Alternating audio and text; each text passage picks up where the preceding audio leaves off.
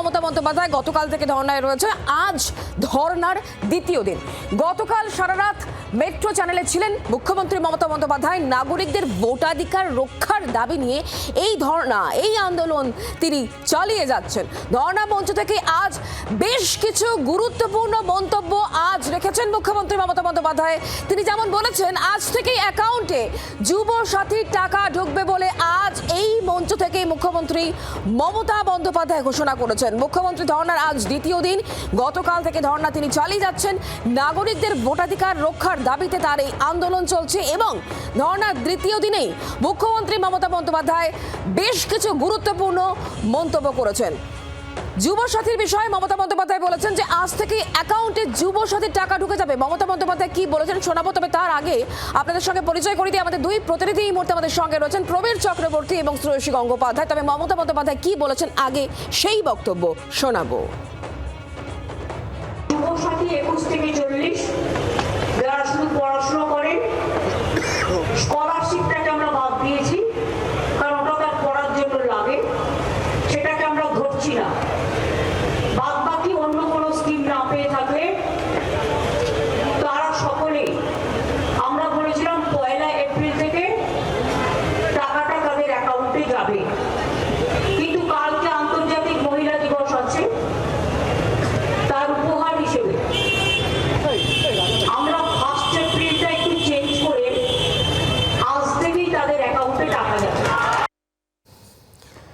মমতা বন্দ্যোপাধ্যায় বক্তব্য শুনলেন। আমরা কথা বলবো, দুই প্রতিনিধি আমাদের সঙ্গে রয়েছেন। আমি প্রথমে প্রবীর তোমার কাছে জানতে চাইবো, যেটা আগে নির্ধারিত ছিল যে 1 এপ্রিল থেকে টাকা ঢুকবে, সেটা আরো 1 মাস এগিয়ে দিলেন মুখ্যমন্ত্রী মমতা বন্দ্যোপাধ্যায়। কেন? এর মধ্যে কি কৌশল আছে বলে এখনো পর্যন্ত মনে করা হচ্ছে?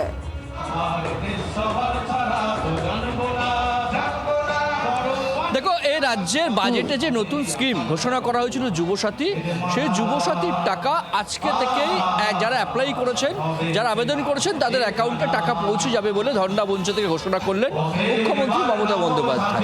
প্রথমে যে রাজ্য বাজেট ঘোষণা হয়েছিল ফেব্রুয়ারি মাসে, সেখানে বলা হয়েছিল অগস্ট মাস থেকে এই যুবসাথী স্কিম ইমপ্লিমেন্ট হবে। পরবর্তীকালে নবান্নের বৈঠক করে মুখ্যমন্ত্রী জানিয়েছিলেন অগস্ট নয়, 1 এপ্রিল থেকে যুবসাথীর টাকা পাবেন এই রাজ্যের বেকার যুবক যুবতীরা 21 থেকে 40 বছরের মধ্যে। এবং 15 ফেব্রুয়ারি থেকে 26 ফেব্রুয়ারি পর্যন্ত আবেদন জমা দেওয়ার তারিখ ঠিক করে ক্যাম্প করলে রাজ্য সরকার। এবং প্রায় 85 লক্ষ সঙ্গে থাকো প্রবীর, আমি তোমার সঙ্গে এই বিষয়ে কথা বলবো। তবে তার আগে এই মুহূর্তে আমরা টেলিফোন লাইনে যোগাযোগ করতে পেরেছি রাজ্য বিজেপি প্রধান মুখপাত্র দেবজিৎ সরকার আমাদের সঙ্গে রয়েছেন এই মুহূর্তে টেলিফোন লাইনে। দেবজিৎ দা, মমতা বন্দ্যোপাধ্যায় ধর্না মঞ্চ থেকে ঘোষণা করছেন যে যুবসাথীর টাকা 1 এপ্রিল থেকে নয়, আজ থেকে অ্যাকাউন্টে ঢুকে যাবে। তার এই ঘোষণাকে কিভাবে দেখছেন? বাংলার যুবকদের আত্মসম্মান এবং স্বাভিমান নিয়ে ছেলে খেলা করছেন দুর্ভাগ্যজনকভাবে এই রাজ্যের মুখ্যমন্ত্রী।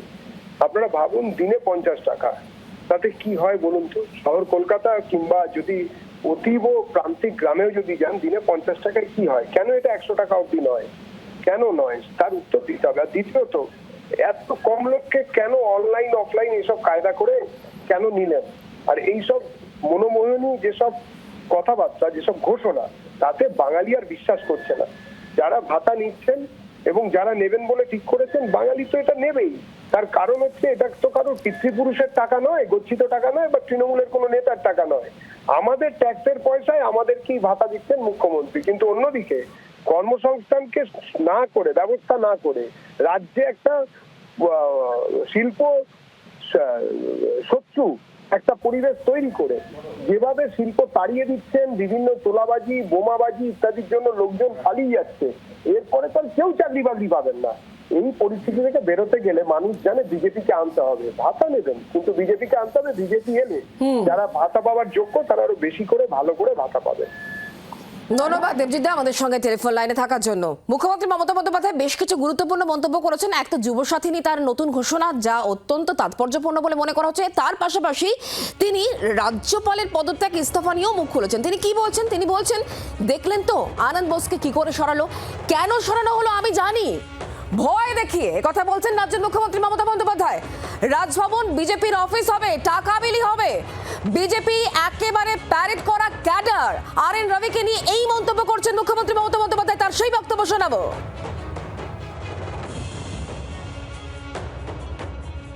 দেখলেন তো এখানকার মাননীয় রাজ্যপাল প্রাক্তন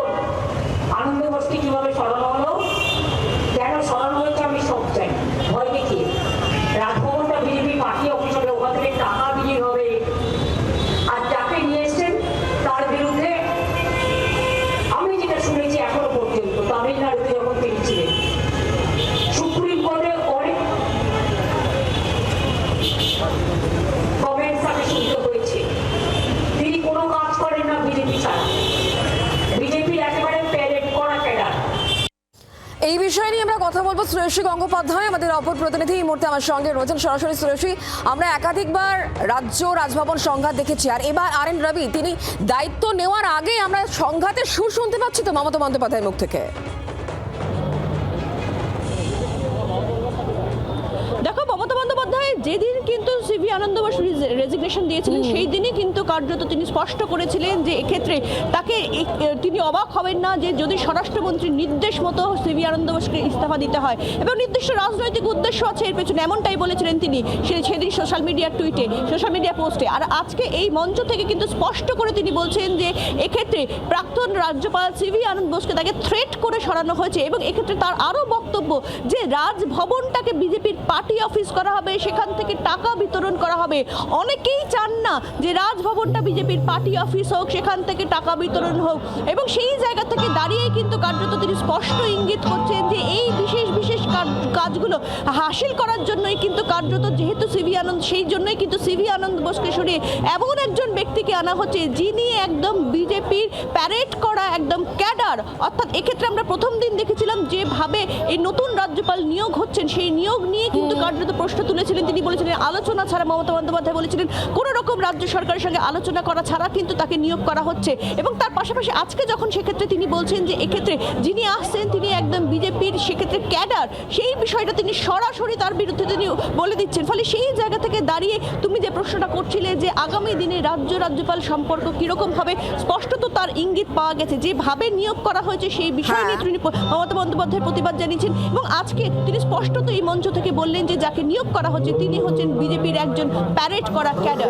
একদমই শ্রেয়সী, তুমি আমাদের সঙ্গে থাকো। শুধুমাত্র এই বিষয় নয়, আরো একটি গুরুত্বপূর্ণ বিষয় মমতা বন্দ্যোপাধ্যায় তার মন্তব্য কি তিনি বলছেন এই ধরনা মঞ্চ থেকেই তার মুখে বঙ্গভঙ্গ প্রসঙ্গ এসছে।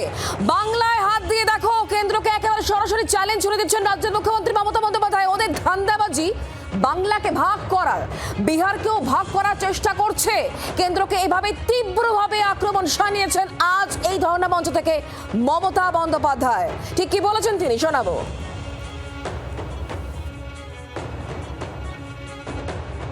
বাংলায় হাত দিয়ে দেখো, ওদের ধান্দাবাজি হচ্ছে বাংলাটাকে ভাগ করা, আবার একটা বঙ্গভঙ্গ করা।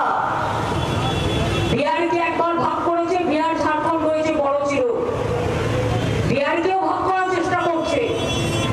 আমরা পরিষ্কার বলি, ডাবল ইঞ্জিন সরকার যেখানেই ক্ষমতায় থাকবে সেখানেই লুটে ফুটে খাবে, এটাই ওদের কাজ। করছে লুট, বলছে ঝুট। কথা বলবো প্রবীর এই মুহূর্তে আমাদের সঙ্গে রয়েছেন, আমাদের প্রতিনিধি সরাসরি। প্রবীর, 2026-এর বিধানসভা নির্বাচনের আগে মমতা বন্দ্যোপাধ্যায়ের মুখে ফের আবার বঙ্গভঙ্গ মানে বাংলাকে ভাগ করার চক্রান্তের অভিযোগ কি শান দিতে চাইছেন মুখ্যমন্ত্রী?